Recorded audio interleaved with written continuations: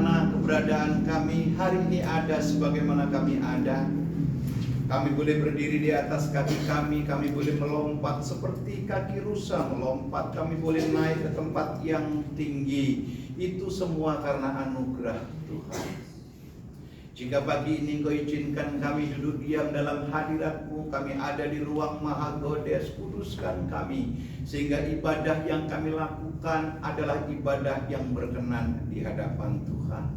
Nyatakan isi hati-Mu, nyatakan firman-Mu, teguran-teguran-Mu, arahan-Mu atas kami. Sebab kami sadar oleh firman-Mu kami dikuatkan, oleh firman-Mu kami diteguhkan, oleh firman-Mu kami mendapatkan pengharapan. Bapa berbicara atas kami. Urapi hamba-Mu, rendahkan hamba-Mu di tempat ini serendah-rendahnya. Tinggikan diri-Mu setinggi-tingginya mengatasi langit dan bumi. Berbicara, kami siap diberkati. Dalam nama-Mu yang kudus, Yesus Allah yang hidup, Tuhan yang tidak pernah meninggalkan pekerjaan tangannya, kami berdoa dan mengucap syukur. Sama-sama kita berkata, amin. Amin. Shalom semuanya. Shalom. Apa kabar? Luar biasa. Luar biasa ya. Beberapa jemaat saya boleh tanya apa kabar, biasa di luar, bukan luar biasa. Lumayan. Oke. Suatu ketika wisuda anak saya yang pertama di kedokteran, saya melihat satu kesaksian yang luar biasa. Ada satu gadis yang diwisuda dengan nilai cum laude. Nilai cum laude yang luar biasa. Anak-anak yang dikasih Tuhan Yesus Kristus, ternyata orang tuanya itu pekerjaannya, tahu nggak kalian? Itu penjual jangkrik. Tahu jangkrik apa jangkrik? Itulah jangkrik. Penjual jangkrik di Jatinegara. Dan ternyata anak ini sambil kuliah sambil bantu orang tuanya. Nah, suatu ketika dia diundang di Kick Andy. Dia tanya, apakah setelah engkau menjadi dokter, engkau akan tetap membantu orang tuamu berjualan, atau kamu merasa malu sudah menjadi dokter? Jawaban anak ini, alasan apa aku malu? Saya bisa menjadi seorang dokter karena perjuangan orang tua saya. Amin. Saudaraku dikasihi Tuhan, orang yang berhasil, orang yang hebat, orang yang terus dinamis ke depan adalah orang yang mengenal siapa dirinya. Bilang kanan kiri, kenali siapa diri. Terus, kalau kita tidak mengenal siapa kita, hidup kita banyak tertolak. Tidak sedikit loh orang yang mengaku hamba Tuhan, hidupnya hanya dibayang-bayangin oleh masa lalu. Tidak sedikit loh orang yang hidup sampai hari ini tetapi masih menyimpan kepahitan. Tidak sedikit orang Kristen yang ibadahnya seolah-olah kudus kusuk luar biasa, tetapi toh nyatanya hidupnya tidak selesai dengan masa lalu.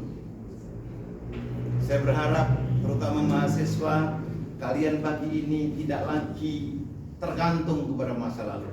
Sebab Tuhan tidak tertarik dengan masa lalumu, Tuhan hanya tertarik dengan apa yang menjadi fokus akan masa depan. Haleluya. Tepuk tangan dulu buat Tuhan.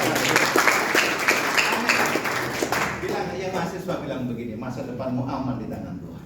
Masa depanmu aman di tangan Tuhan. Malas, tapi jangan malas. Tapi jangan malas.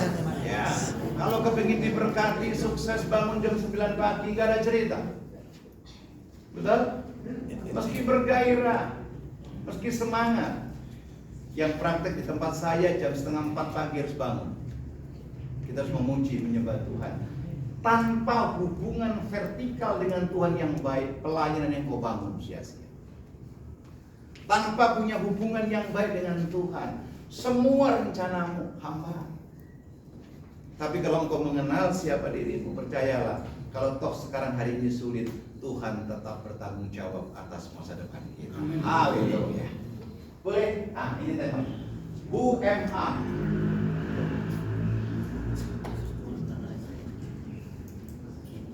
Ayo kita.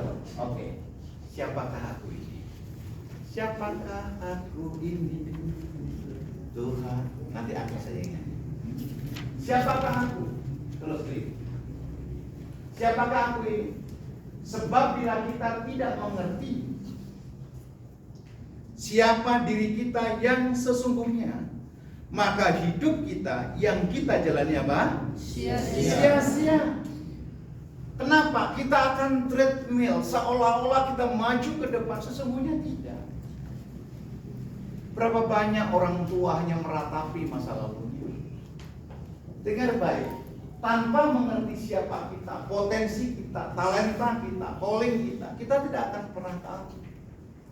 Yang bicara ini masa lalunya jelek, betul, buruk. Waktu itu dia belum mantap lagi, buruk. Ya, saya tidak mendapatkan perhatian daripada orang tua saya. Sejak SMP saya bekerja. Saya kuliah di Udayana, pagi kuliah, malam cari ikan sebagai nelayan.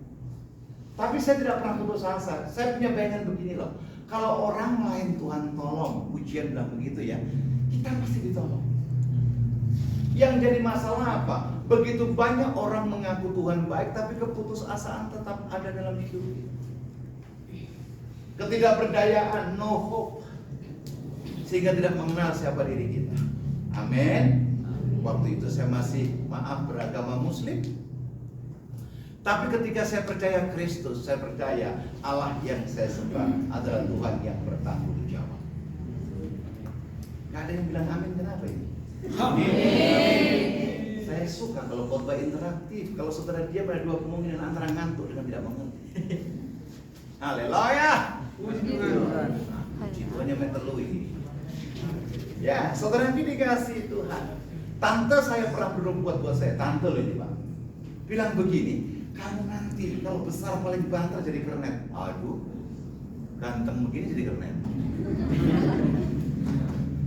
Manusia boleh mereka-rekakan yang jahat, tapi kalau Tuhan yang membuka jalan, tidak ada satupun yang dapat. Amin.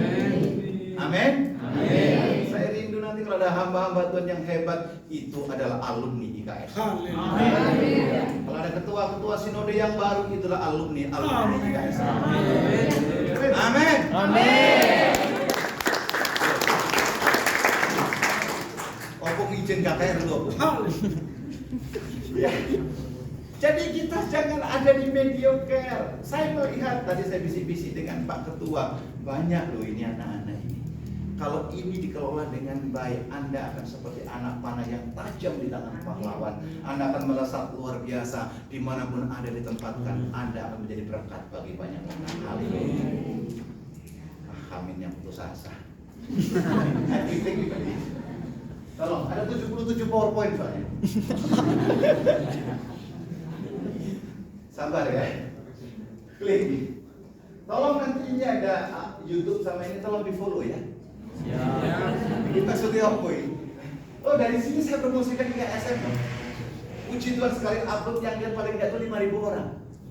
Saya rindu sekolah kita bukan sekolah yang biasa, apalagi pimpinan kita ini tahu banyak tentang dunia pendidikan. Kita percaya IKSM akan menjadi leader di bidangnya. Amin. Amin. Amin. Kalau nggak itu ngapain kita bergabung? Kalau nggak sungguh-sungguh yakin bahwa ini akan melesat luar biasa. Yang berikutnya berkata di Keluaran 3:11. Musa berkata kepada Allah, siapakah aku ini? Maka aku akan menghadap Firaun dan membawa orang Israel keluar dari Mesir. Anak-anak lihat baik saya. Musa hidupnya dibagi menjadi 3 bagian. Musa bukan orang Mesir, tapi bayi Ibrani yang lahir di tanah Mesir. Namanya Musa, artinya Musa adalah putaran dari air. Beliau masih sorry. Amin. Ya, 40 tahun pertama keluarga budak dalam tanda kutip di Mesir, dia menikmati semua privilege yang diadakan oleh Firaun. Hidupnya luar biasa, kelimpahan luar biasa. Sampai Musa berani berkata, I am something. Hati-hati dengan kekristenanmu. Kalau engkau berkata I am something, ingat itu adalah kesombongan. Dan kesombongan adalah pintu gerbang untuk kita masuk ke kehancuran. Tulis untuk update status. Haleluya.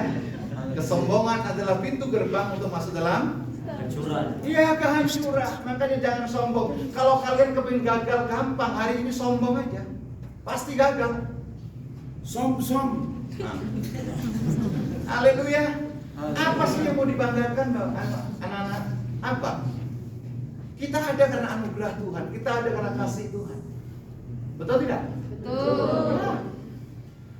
Terus periode yang kedua, 40 tahun loh Musa di istana Firaun. Dia berkata I am something. Tapi suatu ketika didapatkan dia membunuh orang Mesir, dia lari ke tanah Midian, ketemu dengan profesor, doktor, insinyur Jitro. Kenapa saya kasih gelar itu? Karena dia orang pintar di zamannya. Dia 40 tahun di mana? Di padang gurun. Musa nggak dapat privilege lagi. Tiap hari hanya menggembalakan kambing, domba yang biasa dengar puji-pujian, tiap pagi dia dengar mbek. Hidup ini adalah proses. Katakan proses. Proses. Kalau diproses jangan putus asa. Amin. Air mata yang keluar dari kelopak mata kita, kalau itu karena Tuhan, Tuhan akan tampung dalam kirbatnya. Suatu ketika kirbat itu penuh, akan ditumpahkan buat saudara berupa apa? Jawaban doa. Haleluya. Makanya jangan malas berdoa. Jangan gara-gara beli bakso nggak bisa nangis. Diputus pacarnya nangis, kampungan. Haleluya. Kenapa senyumnya nggak enak? Ada kejadian ya? Iya. Sekolahlah sungguh-sungguh, jangan pacaran aja. Pacaran sungguh-sungguh, belajar nomor 2, nggak ada cerita. Era baru tidak ada. Jangan lihat saya dengan curiga, ini serius.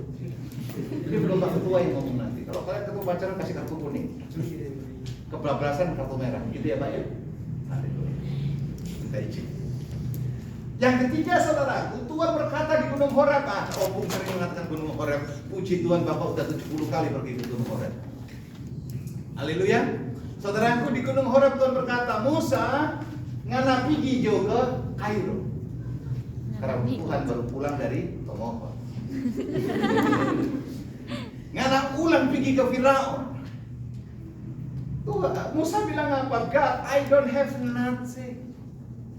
Aku nggak punya apa-apa Tuhan. Siapa kamu ini Tuhan sehingga bisa menghadap ke Firaun? Anak-anak mendengar baik. Tuhan tidak minta sesuatu kepadamu kalau itu tidak ada dalam hidupmu. Betul tidak? Betul. Tuhan tidak akan minta sepeda motormu kalau kau masih naik angkot. Betul? Tuhan tidak akan minta apartemenmu kalau kau masih ngontrak. Tapi kalau Tuhan berkata, anakku berikan waktumu yang terbaik untuk aku. Anda punya tidak? Punya. Pertanyaannya cuma satu, Anda mau berikan atau tidak? Betul. Riset Barna berkata bahwa hamba Tuhan sekalipun ternyata satu hari satu malam tidak ada cuma 12% yang berdoa lebih daripada 30 menit. Ini hamba Tuhan. Nah sisanya ngapain? Saya bilang di jemaat yang saya pimpin, kalau Anda melayani tapi tidak punya hubungan intim dengan Tuhan, lebih baik gak usah melayani. Karena melayani itu berbicara apa? Menyenangkan hati Tuhan. Yang setuju katakan amin. Amin. Musa berikutnya ada di Firaun. Berapa lama keliling di padang gurun? 40. Sebenarnya sih kelilingnya cuma 1 tahun. Yang 39 tahun mereka duduk di Gunung Horeb di padang gurun Syur. Perjalanan terputar cuma 1 tahun, 39 tahun dia duduk makan, dapat mana dari surgawi. Itu pun masih bersungut-sungut sampai Keluaran pasal 15. Ada hukum yang luar biasa, keturunan Musa yang umur di atas 20 tahun semuanya tidak masuk tanah Kanaan. Musa berkata, siapakah aku ini? Ukuran Musa masih mempertanyakan siapa dirinya. 1 Timotius 4:21, contohnya kontradiksi. Jangan seorang pun menganggap engkau rendah karena engkau muda, tetapi jadilah teladan bagi banyak orang. Nah, ini kan semua anak-anak muda ini. Kalau yang sini biarin lagi senior semua ini. Ini suhu-suhu semua. Yang saya menghadap anak-anak muda ini. Kalian boleh muda, tapi kalau knowledge, wisdom sempurna turun atas hidupmu, engkau akan menjadi suratan yang terbuka. Amin. Amin. Amin. Amin. Jangan sama dengan anak-anak muda yang di luar sana. Kalian harus punya integritas, punya jati diri. punya gambaran Kristus yang hidup atas hidupku. Betul? Kalau anak yang di luar sana suka bicara-bicara yang tidak ada gunanya, kalian berbeda. Apalagi kuliah di IKSN. Setuju tidak? Setuju. Bilang kanan kiri, hati-hati gunakan mulut. Oh iya. Gak ada lagi status-status media sosial yang galau. Gak ada lagi TikTok yang gak berguna ya. Maaf Pak, saya sering patroli Pak. Ini TikToknya anak-anak gini.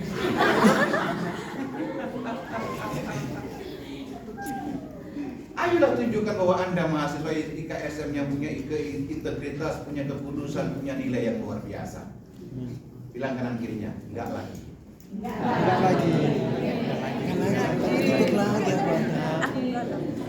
Besok kalau masih ketemu saya bilang kepada mahasiswa. Oke, terus. Berikutnya, ayo, ini masih yang kelima loh, belum masih ada. Who am I in God's eyes? Siapakah aku di hadapan Tuhan? Saudara yang dikasihi Tuhan, saya menulis satu quote. Ayo kita beri bersama-sama yuk. 3, 2 ya. Saya berharga dalam Tuhan. Yang kedua, Saya diciptakan Tuhan untuk suatu tujuan mulia. Saya sudah diisi dengan talenta dari Tuhan tanpa harus bayar. Terus, Saya diberi Tuhan anugerah yang tidak layak saya terima. terus. Saya dipedulikan oleh Tuhan. Jadi bangun pagi perkatakan perkataan ini, maka Anda akan luar biasa di mata Tuhan. Tuhan ciptakan kalian gak iseng loh. Kita luar biasa di hadapan. Saya setiap ketemu istri saya, kan saya sebelum COVID sering pelayanan ke Israel, kemana-mana. Kalau ketemu istri, saya nyanyikan lagu buat dia.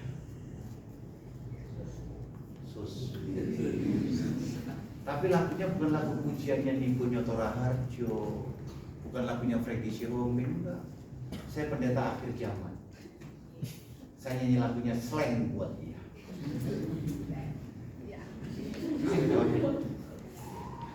Saya kalau ketemu dia, saya lihat dia wajahnya dia, waduh. Tahu Bu Devi kan? Dia wanita yang paling cantik yang saya punya. Ini istriku.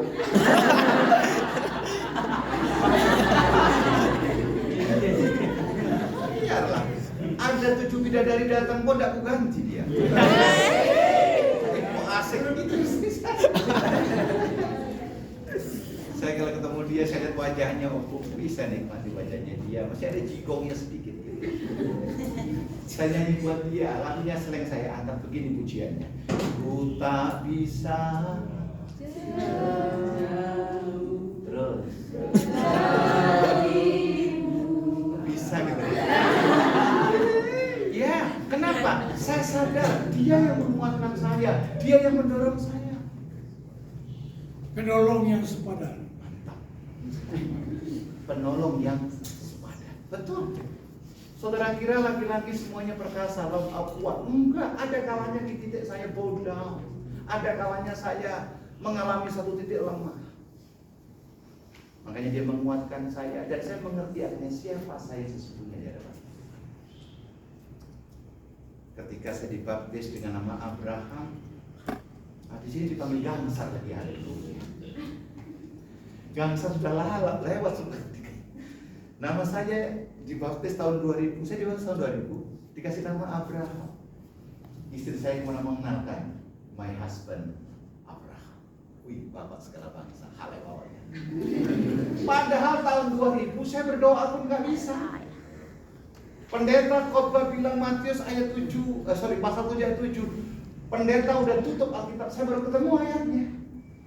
Itu perjanjian baru, apalagi kalau bilang Mika, Sefanya, memang ada tulisan itu. Di mana? Nah itu di mana? Perjanjian lama, masih lain kan halaman.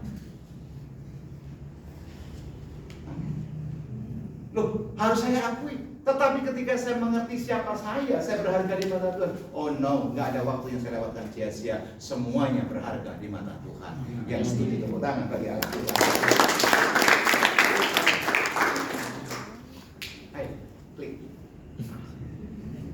Apakah saya berharga? Tuhan menciptakan kita segambar dan serupa dengan Dia. Ayatnya nggak saya buka. Gambarannya bukan berarti kita Tuhan tuh pendek, Tuhan tuh pesek, keriting lurus, keriting papan, keriting segala macam, tidak. Tapi karakter, attitude, perbuatan, tingkah laku kita adalah representative of Christ Kingdom. Betul. Coba lihat orang luar sana. Kalau salah nggak dibicarakan, tapi kalau orang Kristen yang berbuat salah, orang berkata demikian, loh dia kan Kristen. Kenapa Kristen berbuat seperti itu? Ketika saya di sekuler, saya kerja, posisi saya cukup bagus dari sopir opung sampai menuntut posisi general manager. Dulu sopir saya aja ada 800 orang di Bali. Lamaran ketika dikirim ke perusahaan dulu, ketika kami melihat agama Kristen, kami bangga. Orang Kristen pasti jujur, orang Kristen pasti baik, orang Kristen pasti taat. Tapi sekarang saudaraku, perusahaan nggak bangga lagi dengan agama Kristen. Kenapa? Karena kekristenan hanya dianggap sebagai agama, bukan sebagai keputusan untuk hidup kita seperti Kristus. Ada nggak orang Kristen bohong? Ada. Jawab yang keras. Ada nggak orang Kristen bohong? Ada. Ada nggak mahasiswa yang suka bohong? Ada. Ada di sini sekarang. Ada. Pakai baju apa? Baju batik, Pak. Nah, kalau ada mari kita doakan rame-rame. Menyandang Kristen, bos. Harusnya hidup kita benar. Ketika saya percaya Kristus, semboyan saya cuma satu, no turning back. Amin. Tidak lagi menoleh ke masa lalu. Banyak orang kaya, oh Pak, saya dulu itu cantik. Dulu itu 30 tahun yang lalu, sekarang udah jadi opung-opung. Betul? Oh dulu Pak saya ganteng dulu, tapi opung masih ganteng sampai hari ini. Yang paling bahaya apa? Pak dulu saya suka berdoa.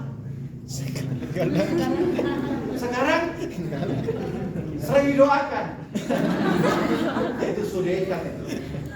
Tinggal kirim Sherlock, malaikat jemput. Loh iya, kemanakah aku dapat pergi? Betul? Kemana kita dapat pergi? Nggak ada. Sudah jangan nyanyi, buka aja. Haleluya. Yang kedua, Tuhan menenun kita dalam apa? Kandungan ibu kita. Kau telah memilihku sebelum dunia dibentuk, betapa aku bersyukur padamu ya Tuhan Allahku. Bilang kanan kirimu, kamu berharga di mata Tuhan. Bilang kanan kirimu, gak ada orang yang boleh menghina saya. Kenapa? Kita berharga di mata Tuhan. Betul tidak? Jadi hari ini jangan merendahkan diri yang tidak jelas, jangan mengasihani diri yang tidak jelas. Tapi saya mau bilang buat terutama mahasiswa, berdiri tegak, tatap masa depanmu bersama dengan Tuhan. Kita akan melakukan perkara yang luar biasa. Haleluya. Kita dasar dan ajaib. Mau masuk berkata apa? Kejadianku dasar dan Ajaib. ya luar biasa. Rambut saya dulu nggak rontok kayak gini loh. Dulu saya ganteng juga dulu. Saya dulu ganteng juga, rambut saya juga lebat, makanya istri saya tertarik sama saya. Kalau sekarang ini salah sampo. Tapi saya mau katakan apapun keberadaan kita luar biasa di hadapan Tuhan. Amin. Saya lanjutkan. Kita lebih berharga daripada burung pipit. Banyak orang Kristen bilang begini, Pak, burung saja dipelihara, masakan kita nggak ada. Betul, tapi Alkitab bilang apa? Burung di udara Tuhan pelihara. Kalau burung yang di dalam sangkar, saya mau jamin Tuhan nggak akan pelihara. Betul. Artinya apa? If you do something, Anda pelihara Tuhan. Tapi kalau tidak, gagal aja menjadi bagian kita. Amin. Maaf. Doktrin saya buat orang di rumah, saya benci dengan orang malas. Malas adalah membuka kemiskinan. Betul? Amin. Lakukan sesuatu. Jangan dikit-dikit tidur. Bangun, tidur lagi, pas sore mati. Kristus telah mati menebus dosa kita, adalah anak Allah, dan kita adalah ahli waris kerajaan. Klik berikutnya, tolong. Nah, tahu ini? Siapa? Ibu Dewi. Istrinya Abraham siapa? Ibu Dewi. Sarah. Kalau ini, saudaraku, istri saya ini punya satu kelemahan, yaitu fobia dengan ketinggian. Fobia ketinggian. Tetapi dengan berjalannya waktu, Tuhan bawa kita ke pengalaman-pengalaman yang supranatural, dan itu menjadi natural atas hidup kami. Jadi kami dulu sempat 5 tahun dikontrak sama Pemda Provinsi Papua untuk di Biro Pemberdayaan Perempuan dan Biro Ekonomi untuk memberikan motivasi. Nah, kalau kami pergi ke Jayapura, terus pergi ke kota, kemana ada dari Wamena? Coba Wamena. Iya, saya udah ke Kota 4 kali. Saya udah pergi ke Serui, saya pergi ke Bovendiggo, saya udah pergi ke Waropen. Saya udah tahu itu ombak setinggi pohon kelapa, perahu kita kecil. Saudaraku, suatu ketika dia pergi ke Serui, naik pesawat ini, dia telepon sama saya. Saya mau pergi ke Serui. Saya bilang aman, itu baling-balingnya 2, pasti nyampe. Dia bilang baling-baling 2 ya, dia lihat pesawat, dia foto dari jauh, baling-baling cuma 1. Saya nggak jawab lagi, nyampe nggak ya dia? Loh iya, dia saya berdoa, Tuhan jangan aku dipanggil dulu, suamiku masih muda. Bahaya juga kalau dia kawin lagi. Ya nyampe juga puji Tuhan.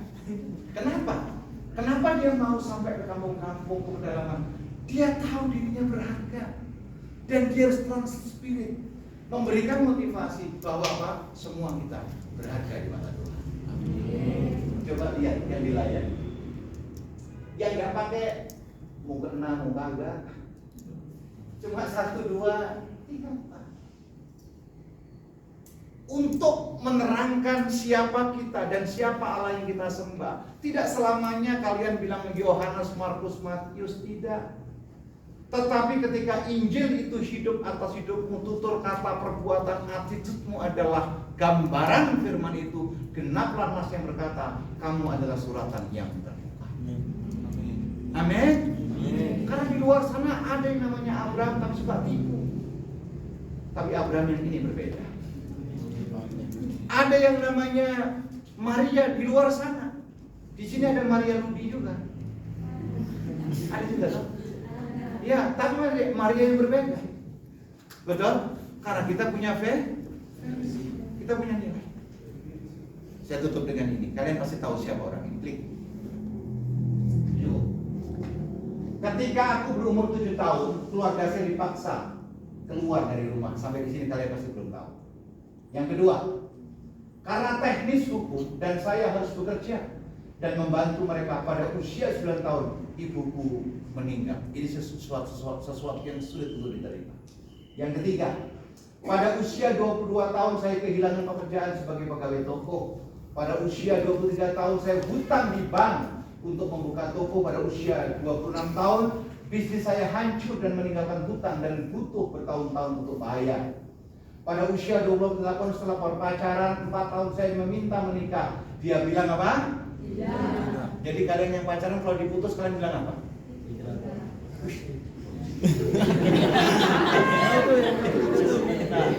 Dengar baik-baik dulu, jangan asal ngomong ya. Jadi kalau kalian terutama perempuan, kalau diputus pacarmu, nggak usah sakit hati. Mulai hari ini saya ajarkan, kalau diputus pacarmu bilang puji Tuhan. Haleluya. Haleluya. Amin. Jadi kalau hilang satu tubuh berapa? 1000. Ya ampun. Kalau pacar ya tubuh satu saja, kita tahu taruh mana sih? Ada kelainan. Agak lain ya mungkin. Ya, saya kasih filosofi begini loh. Kalau pacarmu nyakitin terus diputus, puji Tuhan. Lebih baik diputus sekarang daripada nanti kalian bangun rumah tangga, hidupmu terlunta-lunta disakiti. Jangan pura-pura nggak dengar. Haleluya. Haleluya. Amin. Amin. Berhasil dulu baru omongin lain. Oke, terus. Pada usia 37 tahun saya mencoba yang ketiga kali. Saya terpilih untuk menjadi Kongres Amerika. Tetapi 2 tahun kemudian saya gagal untuk terpilih kembali. Pasti meledak bayangan. Pada usia 45 tahun saya keluar dari Senat. Pasti yang senior-senior udah tahu siapa orang. Terus pada usia 47 tahun saya gagal menjadi calon wakil presiden. Pada usia 51 tahun saya terpilih menjadi Presiden Amerika Serikat. Kira-kira tahu siapa dia? Pak Abraham Lincoln. Siapa dia? Abraham Lincoln. Nah ini dia Abraham Lincoln yang di sana. Tolong please sekali lagi. Nah, Ini friend. dia sahabat saya. Satu persaudaraan dengan saya. Anak muda, dia memulai bukan sesuatu yang hebat. Dia bukan anak oligarki, bukan anak konglo, bukan orang yang famous, bukan orang yang hebat. Tetapi dia punya pengenalan diri dengan baik. Makanya tadi saya bilang kalau di Nias nanti 10 tahun lagi perlu wali kota, itu adalah alumni guys. Amin. Amin. Amin. Di Medan sana mengganti Pak Bobi itu nanti adalah alumni KSN. Amin. Jangan yang begini. Oh itu kok tangan dulu. Jangan bilang begini. Saya ini nggak ada apa-apanya Pak. Saya orang miskin. Semakin sering kau perkatakan itu jadilah seperti perkataan. Sebab Matius pasal 16 berkata apa yang kamu ikat di bumi terikat di sorga. Apa yang kau lepaskan di bumi terlepas di sorga. Sorga tidak akan pernah bergerak kalau bumi tidak bergerak. Makanya Matius 7 ayat 7 berkata, cari dapat ketok buka. Anda dulu yang melakukan, baru surga. Yang setuju katakan amin. Amin. Abraham Lincoln bukan orang sembarangan. Masa lalunya tidak bagus, tetapi ketika dia mengenal siapa dirinya, wow, anugerah Tuhan luar biasa. Pendeta yang kayak pentol korek ini saudara dikasih itu. Iya ya. Dulu baru khotbah awal-awal loh, istriku sama anakku keluar. Bingungnya aku. Saya tanya, kenapa kamu keluar? Papa menyampaikan sesuatu karena papa nggak hidup di firman. Wow, itu teguran buat saya. Teguran. Saya go down 2 tahun rekonsiliasi dengan diri sampai ketemu jati diri saya. Saya bilang sama anak istri sampai hari ini, mantu saya juga saya katakan, kalau papa khotbah kalian nggak diberkati, papa berhenti khotbah dan papa mundurkan diri jadi pendeta. Untuk apa saya menyampaikan firman Tuhan dengan bahasa memberkati orang lain kalau keluarga saya tidak terberkati? Yang setuju katakan amin. Amin. Ketika diberkati, puji Tuhan, sampai hari ini Tuhan sudah bawa Bapak ke 29 negara. Untuk apa? Memberitakan Injil sebagai Tuhan dan Juru Selamat. Haleluya. Siapa ini dari Cember kayak gini? Tahu Cember? Di peta kecil sekali. Itu tempat lahir saya. Puji Tuhan, nanti tanggal 21 Agustus saya ada di Detroit. Minggu depannya saya ada di New York. Kalau bukan Tuhan, siapa kita? Sekali lagi, who am I? Kita berharga di mata Tuhan. Amin. Tuhan Yesus berkati. Kita berdoa. Kami mengucap syukur, terima kasih. Biarlah pemberitaan firman pagi ini membuat kami semakin punya nilai di hadapan-Mu. Bahkan tempat di mana kami menempuh pendidikan, terus Engkau asah kami, dan kami akan melesat seperti yang Kau kehendaki. Dalam nama Yesus kami berdoa. Amin.